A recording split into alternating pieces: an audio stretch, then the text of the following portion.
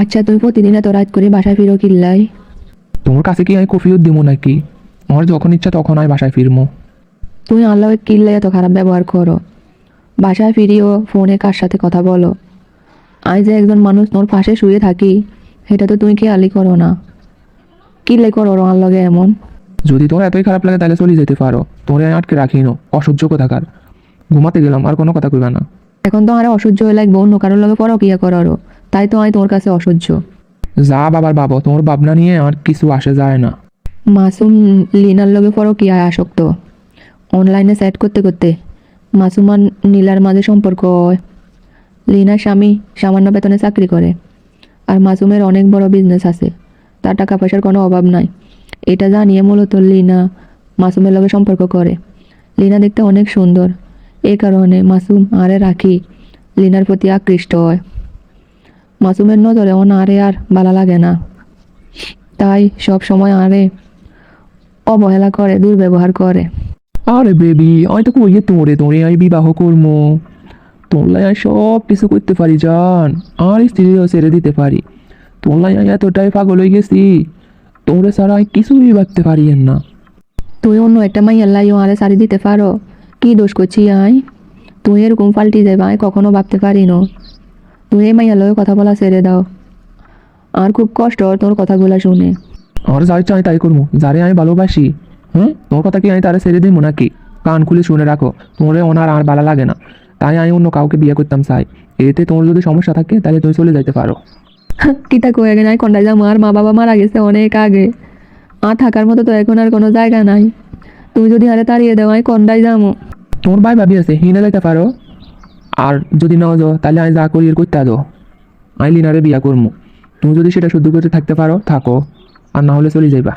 আর মা বাবা মরে যাবার পরে আর ভাই ঠিক মতো আর খোঁজ খবর লয় না, আর স্বামী সংসারে তুমি যদি একেবারে চলে যাই, তারা তো কখনো সেখানে আর থাকতে দিত না।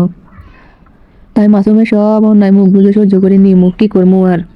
আমার স্বামী নাই, তুমি দেখা করতে আইছো এইভাবে চুপিসারে আর কয়দিন দেখা করবা? আরে কি তুমি বিয়ে করতে না? অবশ্যই আমি তোমার বিয়ে করবো। তাইলে তাড়াতাড়ি রুমারে ডিভোর্স দিয়ে আরে বিয়ে করো। ডিভোর্স দিতাম গেলে অনেক ঝামেলা, সে মামলা করতে পারে। আমি তোমার বিয়ে করলে সে কোনো প্রতিবাদ করবো না, শুধু কইছে তারে আই আর বাসায় থাকতে দিলেই হইব। আই সতীন লই সংসার করতে পারতাম না, তারে আর সহ্য হইতো না। তারে তোমার সহ্য করতে হইব কিল্লে, সে তার মতো থাকবো, আমি তোমার লই থাকবো। আর বাসাতে এমনি একটা কাজের মানুষ লাগে, ও তোমার সব কাজ করে দিব। আসলে আমি রুমারে চলে যেতে কইছিলাম, তার যাওয়ার মতো কোনো জায়গা নাই। খুব অনুরোধ করে কইছে তারে যেন তাড়িয়ে না দিই, সে আন্ডা ব্যাপারে কিছুই কইতো না। রুমা যদি আমার হিংসা করে আর কোনো কিছুতে নাক গলাতে আইয়ে, তাহলে কিন্তু আমি সহ্য করতাম না। তুমি তারে তখনই ডিভোর্স দিবা। ঠিক আছে, আর আন্ডা এই কয়দিনের ভিতর বিয়ে করি নমো। মাসুম লিনারে বিয়ে করে লই আইছে, আর ঠাঁই হয়েছে অন্য একটা রুমে। আয় সব কিছু মুখ বুঝে সহ্য করি নিয়ের, আয় খালি ধৈর্য ধরি চোখের পানি ফালামু আর আল্লাহর কাছে কমু। আর অনেক দিনের শখ হীরার নেকলেস। তোর তো আর টাকা পয়সার অভাব নাই, বিয়ার আগে চাইনো, তখন ভাবতে পারো কি করি তোর কাছে দামি জিনিস চাইয়ের আই লুবি, কিন্তু এখন তো আমি তোর স্ত্রী, তাই এখন আর ইচ্ছাটা তুমি পূরণ করো। ঠিক আছে প্রিয় তোমা, তুমি যখন আবদার করছো, তোমার আবদার কি আমি না রাখি পারি? আমি জানি তুই আরে অনেক ভালোবাসো। তুই কি আরে অনেক ভালোবাসো না? অনেক না বাসলে কি আর স্বামী সংসার রাখি সন্তান রাখি তোর কাছে চলে আইতাম? বাসা সব কাজ আইয়ে করি এর, লিনা তো কোনো কাজে করে না। মাসুমরে বুলাই বালাই ইটা ওটা নিতে ব্যস্ত, বহুত লুবি হয়ে গেছে ও। হনো না, ভাইয়া কইছে উত্তরে কম দামে ফ্ল্যাট বিক্রি হর, তুই আর একটা ফ্ল্যাট কিনে দাও। কি থাকো ফ্ল্যাট কিনতে হইব কিল্লা, আর নিজস্ব বাসা আছে, ইনে থাকলে তোমার অসুবিধা কি? কোনো অসুবিধা নাই, তবে তুমি কি আরে ভালোবাসি একটা ফ্ল্যাট কিনে দিতে পারো না? তোমরা অনেক আবদার রাখছি, নাই ফ্ল্যাট কিনে দিতে হাইতাম না। আরে তুই চাইলে হাইরবা, তোর কি টাকা পয়সার অভাব আছে? আর যেটা আছে সব টাকা আমার বিজনেসে খাটাইয়ের, আর ফ্ল্যাট কেনার কোনো দরকার পড়ে না। এমনটা না যে আমার নিজস্ব বাসা নাই, এই চিন্তা মাথা থেকে বাদ দো। তুই দিবা কিনা ক? না দিতাম না। ঠিক আছে, আমার নামে যাতে ফ্ল্যাট হইতো না, তোর কাছে থাই লাভ কি? হ্যাঁ, আমিও যাবো আর আব্বার ভাই। চলে গেছে ও, আরে না কই কয়েকবার কল করলাম, ও তো রিসিভ করলো না। লিনা আয়ন বুঝলাম হারিয়ের, তুমি আর অর্থ সম্পদের লাই আরে বিয়া করছো, তাই বিয়ের 3 মাসে অনেক কিছু আত্ম নিয়ে ফেলেছো, আর এখন এত টাকার ফ্ল্যাট চাচ্ছ। যখন দিতে চাইতেছি না তখন আমার সাথে এরকম ব্যবহার করো।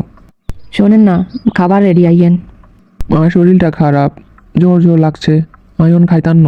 ওরে জ্বর আছে তো আর না আরে করবেন না, হ্যাঁ? আচ্ছা আমি ওষুধ আনি মাথা থানি টানি ডালি দিয়ে তারপরে সঙ্গে করে শুয়ে থাকি জ্বর কমে যাবো। যত কিছুটা কমছে চাই লিনার কাছে ফোন করি চাই। এই তুই এতবার ফোন ধরো কিলে, হ্যাঁ? তুই আর কথা না লাগলে আয় আর হিনে যাই তান্ন। তুই তো আরে ভালো বাসো না, ভালোবাসলে তুই আর কথা চিন্তা করতা না। লিনা আয় কাল থেকে অসুস্থ, সারা রাত ঘুমাইতে পারি না, প্রচণ্ড জ্বর আসিল। তোমরে কতবার ফোন করছি তুই ফোন ধরো না। অসুস্থতার বাহানা দিও না, বলো আরে ফ্ল্যাট কিনে দিবে কিনা। যদি কিনে দিবা ক তাহলে এখনই চলিয়া আমো। আয় সত্যি কই আমি অসুস্থ, আর তুমি বিশ্বাস করো না? আর প্রতি তোমার কেমন ভালোবাসা। আর প্রতি যদি তোর ভালোবাসা না থাকে তাইলে তোর প্রতি আর ভালোবাসা মনে থাকবো। যদি আর কথা রাজি হ তাহলে কল দিও, চলিয়া আমো। হ্যাঁ আর কাছে এখন পুরোপুরি ক্লিয়ার হয়ে গেছে, লিনা আরে অর্থ সম্পদের লাগিয়ে বিয়ে করছে। আই লিনার লাইফে রুমার লগে কত খারাপ ব্যবহার করছি। হ্যাঁ রুমা, আই তোর লগে অনেক অন্যায় করছি, তুই আরে ক্ষমা করি দো। আই যে ভুল করছি সে ভুল আই সংশোধন করবো। ওই লোভি মাইয়ারে আই ডিভোর্স দেবো। সত্যি তুমি তো আরে ডিভোর্স দিবা? আমি আল্লাহর কাছে এটাই চাই যেন আল্লাহ আর স্বামীর আমার কাছে ফিরাই দেন। আই একটা লুবি মাইয়ার ফাঁদে পড়ে তোমার সাথে অনেক অন্যায় করছি, কত কষ্ট দিয়ে কথা কইছি, তুই আরে ক্ষমা করি দো। তুই আর স্বামী আর সাথে ক্ষমা চাইতে হবে না, নিজের ভুল যে বুঝতে পারছো এতে আমি খুশি। এখন তুমি তাড়াতাড়ি লিনারে তুমি ডিভোর্স দাও। ইয়ে, তোর হাতে পেপারের কাগজ, আই জানতাম তুই আরে ফ্ল্যাট কিনে দিবা। সব ব্যবস্থা করি আরে সারপ্রাইজ দিতে আইসো কেন? হ্যাঁ এটা পড়ি দেখো, একদম সারপ্রাইজ হয়ে যাইবা। Divorce letter? হ্যাঁ তুই আরে ডিভোর্স দিবা? তোর মাথা খারাপ হয়েছে? তুই এটা কি করতেছ ওর? এতদিন আমার মাথা খারাপ আছিল, তাই তোমার মতো মাইয়ার আমি বিয়ে করছিলাম। ডিভোর্স পেপারে সই করে দিও, তোমাদের মোহরে 10 লক্ষ টাকা আই দিই দমু। আর এতদিন তোমরা যা কিছু দিছি সব কিছু আরে ফেরত দিবা। ভাবতে পারো আর নামে মামলা করিবা, যদি করতে চাও করতে পারো, তবুও তোমার মতো মাইয়ারে লয়ে সংসার করতাম না। আর প্রথম স্ত্রী আরে যতটা ভালোবাসে তার একবার ভালোবাসো তুমি আরে বাসো না, শুধু মুখে মুখে ভালোবাসা দেখাইছো আর টাকা আর সম্পদের লাই। আচ্ছা আমার ভুল হয়ে গেছে, আমার আর ফ্ল্যাট কিনে দিতে হইব না, তবুও তুই আমার লাগে এমন করিও না। ভুল তো করছি আই, তোরে বিয়া করি ফরকিয়া করে যে মাইয়া তার স্বামী সন্তানকে ফেলে অন্য পুরুষের সাথে চলে আসতে পারে, সেই মেয়ে কাউরে মন থেকে ভালোবাসতে পারে না, এটা আর আগে বোঝা উচিত ছিল। আর এত একজন ভালো স্ত্রী থাকা সত্ত্বেও আমি তোমার মতো একজন লুবিমের ফাঁদে পড়ছি, এই ফাঁদ থেকে আমি মুক্তি চাই। তুমি যদি আর ডিভোর্স দিতে না চাও আমি আইনগতভাবে তোমার ডিভোর্স দেবো। কিল্লাই তুই ডিভোর্স দিবার মতো এত বড় সিদ্ধান্ত নিলা? এমন কি অন্যায় করছি আমি? আমি অসুস্থ হয়ে বুঝতে পারছি তুমি আর মন থেকে ভালোবাসো না, তুমি আর টাকা পয়সারে ভালোবাসছো।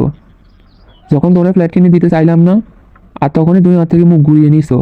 আমি এতটা অসুস্থ হইলাম, এটা শুনেও তুমি আর কাছে ছুটে গেলা না, এটা থেকে বুঝতে পারছি আমার প্রতি তোর বিন্দু মাত্র ভালোবাসা নাই।